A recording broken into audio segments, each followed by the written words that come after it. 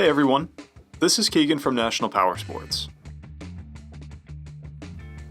This 2007 Harley-Davidson Sportster Custom with 8,545 miles passes New Hampshire State inspection and runs well.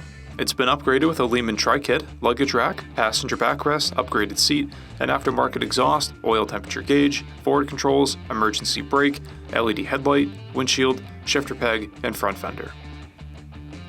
Stylish and maneuverable, the Sportster Custom can suit a wide range of riders, and with the addition of the TRIKE kit, it makes a unique three-wheeled vehicle. Powered by an 883cc V-twin motor, the Sportster puts 55 foot-pounds of torque through a 5-speed transmission. In stock form, it weighs in at 565 pounds and has a 28-inch seat height. To see everything we know about this vehicle, including full mechanical and cosmetic condition reports, the service repair order, high-resolution photos, and more, please visit the listing on our website. We have also purchased the CycleCheck's Vehicle History Report. You can view this report by clicking the link on the right side of the video.